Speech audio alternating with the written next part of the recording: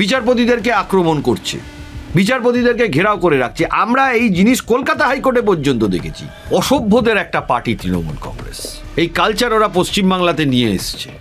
বারংবার বারংবার বারংবার বারংবার ঘটেছে। অসভ্যদের পার্টি। তারা এটা হ্যাবিচুয়াল অফেন্ডার বলে একটা শব্দ আছে ক্রিমিনাল জুরিসপ্রুডেন্সে। এটা হ্যাবিট হয়ে গেছে ওদের মধ্যে। নোংরামি রাজনীতির মধ্যে নিয়ে এসেছে। তৃণমূল একটু ভয়ে আছে। সেই ভয় থেকেই তৃণমূল এখন যা করে সন্ত্রাস। এ তো পশ্চিমবাংলার এটা তো প্রথম ঘটনা না। বিচার ব্যবস্থাকে আক্রমণ হয়েছে, এটা তীব্র প্রতিবাদ করছে। যে আতঙ্কটা সৃষ্টি করেছে, এই আতঙ্কটা সৃষ্টির পেছনেই তো তৃণমূল কংগ্রেস। এখন ডায়লগ দিলে হবে? এই আগুন এই প্রত্যেকটা জিনিসই তৃণমূল। কেন আপনি তাহলে আইনি সহায়তাটা দিন না? আমি আপনাদের নিশ্চিন্ত করছি, ভারতবর্ষের বিচার ব্যবস্থা এখনো আছে। আর সেই আছে বলে আপনারা দেখবেন উস্কানি দিচ্ছেন, উনি উস্কানি দিচ্ছেন যাতে আরো ঝামেলা লাগে, আরো ঝঞ্ঝাট হয়, তার জন্য তিনি উস্কানি দিচ্ছেন। রাজ্য জুড়ে তিনি উস্কানি দিচ্ছেন। উনি মুখ্যমন্ত্রী, উনি পলিসি মেকার হতে পারে। তাহলে ওনার হাতে ক্ষমতা থাকলে উনি কি থানার আইসিকে বলে দেবেন যে এনাকে অ্যারেস্ট করো, এনাকে এফআইআর করো? এটার কি এটা মানে? ওনার কষ্ট হচ্ছে প্রশাসনে পুলিশ অফিসারকে বলে দিত যে এখানে ভোট লুট হবে, তোমরা চুপ করে থাকো। কিছু পুলিশ অফিসার ওনাকে, যারা চটিচাটা পুলিশ অফিসার, তারা ওনার কথা শুনতেন। যেসব পুলিশ অফিসাররা ওনার কথা শুনতেন না, তাদের তিনি ট্রান্সফার করিয়ে দিতেন। সেইগুলো করতে পারছেন না বলে ওনার দুঃখ হচ্ছে, যন্ত্রণা হচ্ছে, বেদনা হচ্ছে। ইলেকশন কমিশনের অনেক দায়িত্ব নিয়ে এই জিনিসটা করা উচিত ছিল। লক্ষ লক্ষ মানুষের আবেগ নিয়ে ছেলে খেলা করাটা উচিত নয়। তৃণমূলের যখন ফ্রাস্ট্রেশন হয়, যখন কেউ হেরে যায়, ফ্রাস্ট্রেশন হয়, তখন অনেক সময় ভুলভাল কাজ করে। তবে ফ্রাস্ট্রেশনের জোরে বাংলার মানুষকে একেবারে খারাপ জায়গায় ঠেলে দেবেন না, এইটুকু অনুরোধ করব। স্যার, মালদায় যে ঘটনাটি ঘটলো, এটা কোনোভাবে তো নির্বাচন একদম সামনে চলে এসছে। জনগণ যারা ভোট দিতে যাবেন, যেখানে বিচারপতিদের আটকে রাখা হচ্ছে, বিচারপতিদের অডিও ভিডিও ভাইরাল হচ্ছে, এইখানে সাধারণ মানুষ তো অবশ্যই ভীতগ্রস্ত থাকবে এই ভোটের আমলে। অসভ্যদের একটা পার্টি তৃণমূল কংগ্রেস। এই কালচার ওরা পশ্চিমবাংলাতে নিয়ে এসছে। এটা আজকে না, দীর্ঘদিন ধরে মালদা ডিস্টার্ব, দীর্ঘদিন ধরে হাওড়া ডিস্টার্ব, দীর্ঘদিন ধরে মুর্শিদাবাদ ডিস্টার্ব। আপনি নর্থ বেঙ্গলে চলে যান, একটা বড় সেক্টর আছে ডিস্টার্ব। কলকাতার বিভিন্ন সেকশন ডিস্টার্ব। এগুলো ইচ্ছাকৃতভাবে এই তৃণমূল দলটা করেছে। এটা একবার পশ্চিমবাংলায় এটা একবার ঘটনা ঘটেছে তাই কি? বারংবার বারংবার বারংবার বারংবার ঘটেছে। অসভ্যদের পার্টি। এবং পশ্চিমবাংলার কোনো মানুষ এটাকে সমর্থন করে না। বিচারপতিদেরকে আক্রমণ করছে, বিচারপতিদেরকে ঘেরাও করে রাখছে। আমরা এই জিনিস কলকাতা হাইকোর্টে পর্যন্ত দেখেছি। আপনি তো মালদা মুর্শিদাবাদ মালদাতে দেখছেন আপনারা। কলকাতা হাইকোর্টে গেট বন্ধ করে দেওয়া হলো। কলকাতা হাইকোর্টে আপনার দরজা বন্ধ করে আইনজীবীদের ঢুকতে দেবো না। এই কাজ তৃণমূল করে। তারা এটা হ্যাবিচুয়াল অফেন্ডার বলে একটা শব্দ আছে ক্রিমিনাল জুরিসপ্রুডেন্সে। এটা হ্যাবিট হয়ে গেছে ওদের মধ্যে। বারবার বারবার করে এই জিনিসটা কড়া ব্যবস্থা নেওয়া উচিত পুলিশ প্রশাসনের। এই জিনিস চলতে পারে নাকি? স্যার, এইখানে দাঁড়িয়ে তৃণমূলের বক্তব্য যে এই যে আইনজীবী গ্রেপ্তার করা হয়েছে তাকে মুম্বাই থেকে ভাড়া করে এনেছে বিজেপি। এখানে বিজেপি, কংগ্রেস এবং মিম একসঙ্গে জড়িত। বড় বড় লেকচার মারাটা উচিত না। বিভিন্ন সোশ্যাল মিডিয়ায় দেখুন, আমার কথা নয়, বিভিন্ন মানুষও এখন বলছেন যে ওনাকে তৃণমূলের স্টেজে দেখা গেছে। বিভিন্ন ছবি ভাইরাল হয়েছে, বিভিন্ন ছবি ভাইরাল হয়েছে। আমার কথা নয়, আমি বলছি না, আবারও ক্লিয়ার করছি। আপনারা দেখুন সোশ্যাল মিডিয়ার পেজে বিভিন্ন মানুষও বলছেন এই কথা। এবং এটা তো একটা ইনসিডেন্ট পশ্চিমবাংলায় ঘটেছে তা নয় যে উনি বলছেন আর মুখ্যমন্ত্রী বলছেন আর বিশ্বাস করতে হবে। বারংবার যদি একই জিনিস ঘটে তাহলে আপনি কাকে বলেন? হ্যাবিচুয়াল অফেন্ডার এগুলো। স্যার, সেখানে তো সাবিনা ইয়াসমিন তিনিও উপস্থিত ছিলেন। এবার প্রশ্ন হচ্ছে, সেখানে উপস্থিত একজন সাংবাদিককে গ্রেপ্তার করা হলো, তাহলে সাবিনা ইয়াসমিনকে কেন গ্রেপ্তার করা? দেখুন, সাংবাদিক যদি ঘটনাটা করানোর পেছনে ওনার হাত থাকে তাহলে তার দোষ থাকতে পারে। কিন্তু সাংবাদিক কোনো একটা ঘটনাকে কভার করতে যদি যায়, আমি জানি না এক্স্যাক্ট কী ঘটনা ঘটেছে, সেটা তদন্ত চলছে, তদন্তে কোনো একটা ঘটনাকে কভার করতে যায় তাহলে তার দোষ থাকতে পারে না। এখানে দুটো প্লাস মাইনাস আছে। সাংবাদিক যিনি হন না কেন, তিনি যদি ঘটনা একটা ঘটেছে বা এরকম একটা ঘটনা চলছে, তিনি গেছেন সেটাকে কভার করতে, দেখতে, তাতে করে মানুষ দেখতে পেলে মানুষের সুবিধে, মানুষ আইডেন্টিফাইটা তাড়াতাড়ি করতে পারবে। এবার ঘটনাটা কভার করতে গিয়ে আরেকটা ঘটনা ঘটে গেছে, সেটা তিনি স্পটে ছিলেন, তিনি কভার করতে পারেন, তাতে আইনগত কোনো দোষ নাই, যতক্ষণ না আইনগতভাবে কোনো জিনিসকে কভার করার জন্য বিজ্ঞপ্তি জারি করে সেটাকে বারণ করা হচ্ছে। কিন্তু এটা যদি হয়ে থাকে যে সাংবাদিকও ওর মধ্যে জড়িয়ে আছে, সেটা আমরা জানি না, তাই এই বিষয়ে বলবো না। দুটোরই আইনি ব্যাখ্যা আমি আপনাদের দিলাম। স্যার প্রশ্ন আরেকটা থেকে যাচ্ছে তো যে সাবিনা ইয়াসমিন তিনি উপস্থিত ছিলেন, তার বিরুদ্ধে কোনো পদক্ষেপ কেন নেওয়া হলো না? দেখুন, তদন্ত করে সঠিক মানুষকে চিহ্নিত করে তাদেরকে গ্রেপ্তার করা উচিত এবং কড়া থেকে কড়া সাজা দেওয়া উচিত বলে আমি মনে করি। এই জিনিস পশ্চিমবাংলার রাজনীতিতে চলতে পারে না, এটা একমাত্র পশ্চিমবাংলা বলেই চলছে এবং তৃণমূল আছে বলেই চলছে। এই ধরনের জিনিস নোংরামি রাজনীতির মধ্যে নিয়ে এসেছেন। বিচারপতিদের আটকে রেখে, যেখানে বিচারপতিরা একদিনও ছুটি না নিয়ে এই জুডিশিয়াল অফিসাররা তারা এই কাজ সম্পন্ন করছেন, তাদের উপর এইরকম আক্রমণ। আমার কোনো জায়গা থেকে মনে হয়েছে যে তৃণমূল দলটা একটু ভয়ে আছে। আগে যেমন ভোট হলে পশ্চিমবাংলাতে একটা উদ্দীপনা দেখতে পাবেন, কিন্তু এখন দেখছি সেই উদ্দীপনাটা তৃণমূলের মধ্যে বেশ কম। সোশ্যাল মিডিয়ায় ঝড় তুললেও রাস্তাঘাটে কিন্তু সেটা সেই উদ্দীপনাটা কিন্তু কম চোখে পড়ছে, কয়েকটা বড় বড় মিছিল ছাড়া। বিভিন্ন পাড়া জায়গাতে সব জায়গায় দেখছি বেশ একটু চুপচাপ ব্যাপারটা হয়ে আছে। তাই জন্য যেটা আমার ধারণা, তৃণমূল একটু ভয়ে আছে। সেই ভয় থেকেই তৃণমূল এখন যা করে সন্ত্রাস, এ তো পশ্চিমবাংলার এটা তো প্রথম ঘটনা না। বিচার ব্যবস্থাকে আক্রমণ হয়েছে, এটা তীব্র প্রতিবাদ করছি। এবং এই ঘটনা কলকাতা হাইকোর্টেও পর্যন্ত ঘটেছে। গেট বন্ধ করে দেওয়া হতো, আইনজীবীরা ঢুকছে বন্ধ করে দেওয়া হতো, কোর্ট বয়কট হতো, বহু বিচারপতি শিকার হয়েছেন। বিচারপতির বাড়িতে পোস্টার মারা হয়েছে। এই ঘটনা ঘটেছে, এটা নতুন নয়। এই কালচারটাকেই কিন্তু তৃণমূল কংগ্রেস পশ্চিমবাংলাতে নিয়ে এসেছেন 2011 সালের পরে। আর মানুষের কাছে আরেকটা কথা বলবো, এসআইআর নিয়ে যারা আতঙ্কগ্রস্ত আছেন, আপনারা আতঙ্কিত হবেন না। এরকম হয়, এর আগেও হয়েছে। আপনারা যদি পাড়া প্রতিবেশী বাপ ঠাকুরদার থেকে খবর নেন, পরের বারে, আগের বারে ভোটার লিস্টে নাম ছিল, পরের বারে ভোটার লিস্ট থেকে নাম উঠে গেছে। ভোটার লিস্ট থেকে নাম উঠে যাওয়া মানে আপনার নাগরিকত্ব চলে গেল, এই ধারণাটা ভুল। ভোটার লিস্ট থেকে নাম উঠে যাওয়ার ম্যাক্স টু ম্যাক্স যেটা হতে পারে যে এইবারের ভোটটা আপনি দিতে পারলেন না। আইনগতভাবে আপনার ইলেকশন কমিশন যে সিদ্ধান্ত নিয়ে আপনার নামটা ডিলিট করে দিয়েছে, তার বিরুদ্ধে আপনাদের ট্রাইব্যুনালে যেতে হবে। তারা কিছু লিস্টেড ডকুমেন্টস দিয়েছে। আপনার কাছে ট্রাইব্যুনালে যাওয়ার জন্য যদি অ্যাডিশনাল কোনো ডকুমেন্ট থেকে থাকে, ফর এক্সাম্পল ধরুন 2002 সালের এসআইআরে আপনার নাম নেই বা নামে ভুল আছে, হতে পারে, তার জন্য আপনার নামটা এইবারে ডিলিশন হয়ে গেছে। আপনি 2002 সালের আগের একটা ডকুমেন্ট দেখান, যে কোনো 2002 সালের আগের ভোটার আই কার্ড দেখান, না হোক আপনার বাবার দেখান, না হোক আপনার পরিবারের যাদের এবার নাম উঠেছে, ধরুন অনেক মায়েদের আমি শুনছি আমার কাছে এসছে, তাদের কোনো ডকুমেন্ট নেই, কোনো কারণে 2002-এর নামটা ওঠেনি। কোনো ডকুমেন্ট নেই কারণ তখনকার যুগে তো আর বার্থ সার্টিফিকেট হতো না। আজ থেকে 20, 30, 40 বছর আগে বার্থ সার্টিফিকেট বলে কোনো কনসেপ্টই ছিল না। অনেক পরিবার আছে, তো সেই পরিবারের তো কিছু লোকের নাম উঠেছে। তো পরিবারের যদি বাবার নাম ওঠে, পরিবারে যদি ছেলের নাম ওঠে, পরিবারে আরেকজন সদস্য, তার নামটা হবে না কেন? তাই জন্য যত ধরনের ডকুমেন্ট হয়, তবে বিশেষ করে আমি বলবো পরিবারের ডকুমেন্ট ছাড়াও নিজের যত পুরনো ডকুমেন্ট আছে,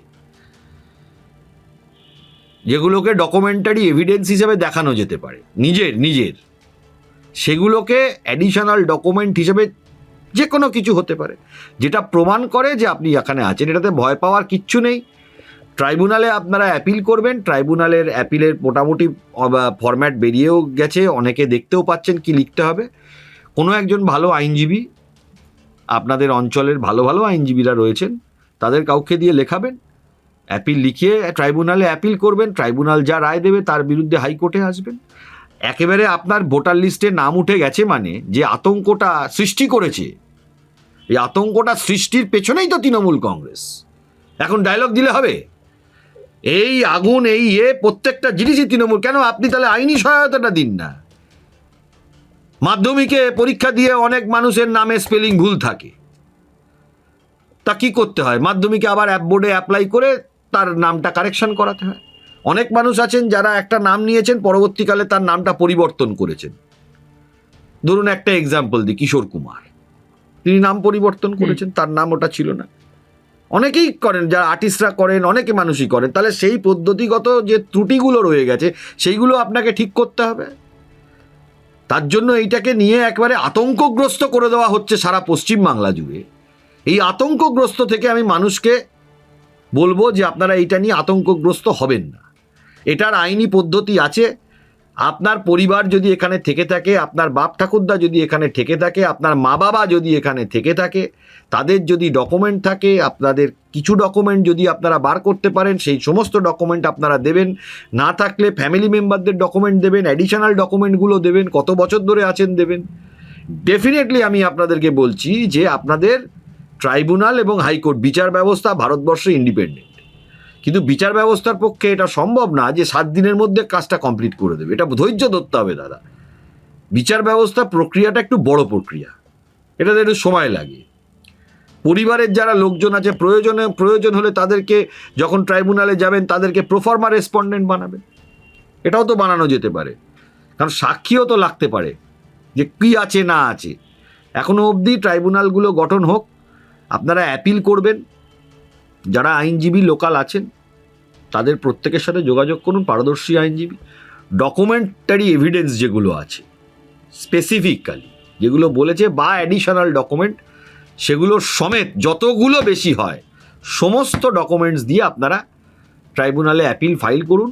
সময় হয়তো লাগবে, কিন্তু আমি বিশ্বাস করি ম্যাক্সিমাম যারা জেনুইন ভোটার বা যারা জেনুইন ভারতবর্ষের নাগরিক, তারা প্রত্যেকেই এই নামের ভুলটুল এগুলো তারা প্রত্যেকেই আবার পুনরায় ভোটার লিস্টে তাদের নাম ওঠাতে পারে। এই আতঙ্কগ্রস্ত করে পুরো জিনিসটাকে এই জিনিসটা করেছে। আর একমাত্র আপনি দেখবেন অন্য কোনো রাজনৈতিক দল কিন্তু করে না এটা। আপনি যদি স্পেসিফিক্যালি দেখেন, এই তৃণমূল নামক দলটাই এই জিনিসগুলো করবে, মানুষকে আতঙ্কগ্রস্ত করে দাও। স্যার এইদিকে একদিকে এসআইআর আতঙ্ক তো কাটলো, কিন্তু কোনোভাবে এই যে মোথাবাড়ির ঘটনা, মালদার যে ঘটনা, এই ঘটনার পর অনেক মহল মনে করছেন যে 355 বা 56 না হলে এই রাজ্যে ভোট হওয়া সম্ভব নয়। আপনি মনে করছেন? ব্যক্তিগতভাবে দেখুন, ইলেকশন কমিশনের হাতে এখন টোটাল অ্যাডমিনিস্ট্রেশনের একটা বড় অংশ, সবটা নয়, আছে, এটা অস্বীকার করার জায়গা নেই। তবে আমার ব্যক্তিগতভাবে বিশ্বাস, পশ্চিমবাংলাতে, বিশ্বাসের থেকে বলছি, পশ্চিমবাংলাতে অ্যাসেম্বলি ডিসলভ করেই ভোট করানো উচিত। অ্যাসেম্বলি থেকে ভোট করানো উচিত না। কিন্তু নিয়ম যা আইনে আছে যে অ্যাসেম্বলি থাকাকালীন বা অ্যাসেম্বলির টেনিওরের পিরিয়ডেই আরেকটা সরকারের, নতুন সরকারের নির্বাচন হবে। এটা ভারতবর্ষের মোটামুটি রীতিতে বা নীতিতে চলে এসেছে, সববারই তাই হয়, আইনগতভাবে সেটা হয়। আমার ব্যক্তিগত মতটা আমি বললাম, তাতেও আমি বলবো এই তৃণমূল দলটা যদি চাপে না থাকতো তাহলে এইগুলো করতো না। তাদের যদি সমস্যা না হতো তাহলে এটা করতো না। এসআইআরে তাদের কিছু সমস্যা হয়েছে, ডেড ভোটারগুলো বাদ গেছে। এবার নামে স্পেলিংয়ের কিছু ভুল সবারই ত্রুটি রয়ে যাচ্ছে। বেশ কিছু মানুষের, হিন্দু বলুন community, Muslim community, Christian community, প্রচুর কমিউনিটির নামে স্পেলিংয়ের ভুলের জন্য এটা হয়েছে, এটা অস্বীকার করার জায়গা নেই। ইলেকশন কমিশনের কিছুটা গাফিলতি রয়েছে, ইলেকশন কমিশনের তো গাফিলতি রয়েছে, এটা তো অস্বীকার করার জায়গা নেই।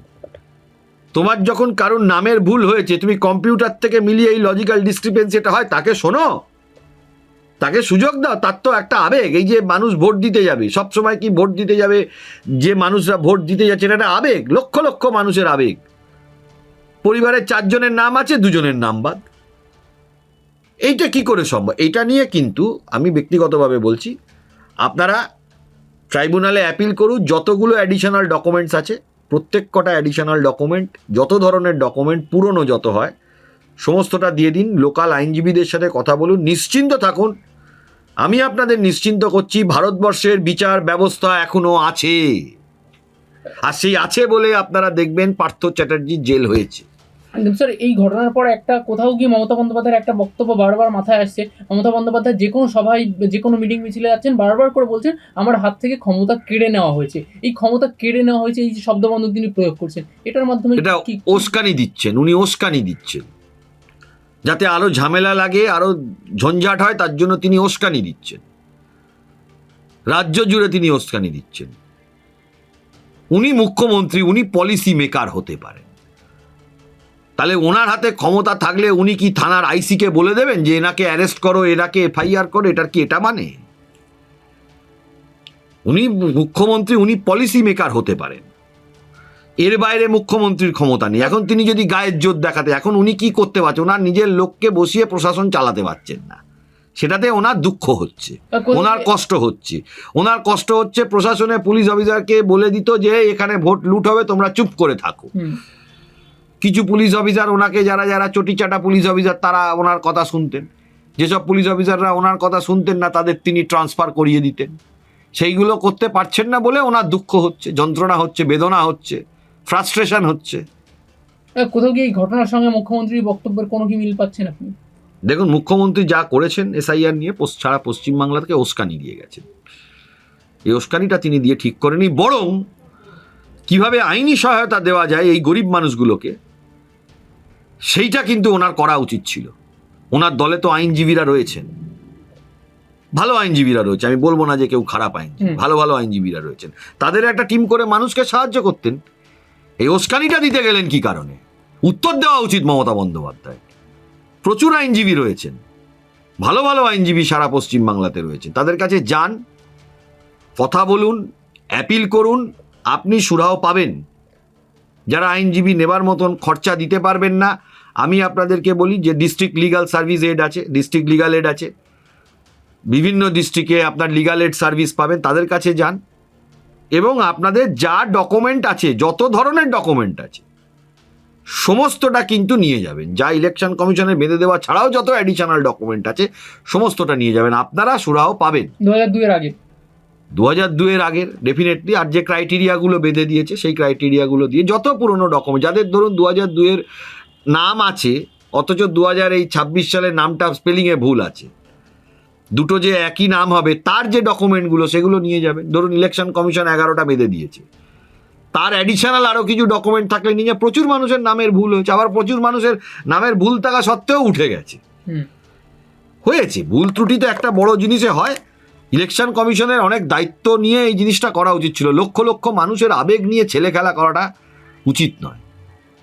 এবং ইলেকশন কমিশন জানে, আবারও আমি বলছি, এই পশ্চিমবাংলাতে একটা সেকশন অফ অফিসার্স আছে যেগুলো তৃণমূল।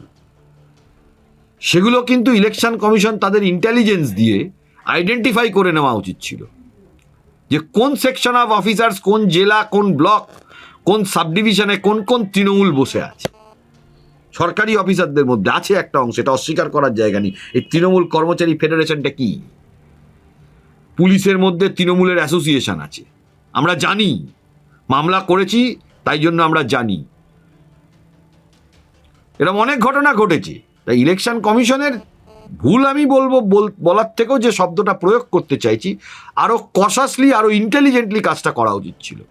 কারণ গরিব মানুষ অনেকে আছে, তারা এত আইন কানুন বোঝে না। যারা গরিব মানুষ আছে তাদের পক্ষে পয়সা দিয়ে মামলা করা সম্ভব? লক্ষ লক্ষ মানুষ এখন পয়সা দিয়ে মামলা করবে? সম্ভব সবার ক্ষেত্রে বলুন তো? কিন্তু ট্রাইব্যুনালে যেতে হবে। ভারতবর্ষে যা আইন, যা বিচার ব্যবস্থা, যা আইন ব্যবস্থা, তাদের ট্রাইব্যুনালে যেতেই হবে। কিন্তু ভয় পাবেন না, ট্রাইব্যুনালে গেলে যে আপনি বাদ হয়ে যাবেন সেটা নয়। ট্রাইব্যুনালের পরে হাইকোর্ট আছে, নিশ্চয়ই সুরাহ হবে। এখন এই লক্ষ লক্ষ মানুষ, ট্রাইব্যুনালের সংখ্যা দেওয়া হয়েছে, এখন দেখা যাক। আশা করি আপনারা, ভারতবর্ষের বিচার ব্যবস্থা এখনো ইন্ডিপেন্ডেন্ট, বারবার বলবো। কিন্তু স্যার এখানে দাঁড়িয়ে আরেকটা প্রশ্ন উঠে আসছে, সময়ে তাহলে ভোট হবে কি? দেখুন, আমার যেটা মনে হয়, ভোটটা তো নির্বাচন কমিশনের উপরে, সময় ওরা বেঁধে দিয়েছে। এখন তৃণমূল কি করতে চাইছে সেটা তো আমরা বুঝতে পারছি না।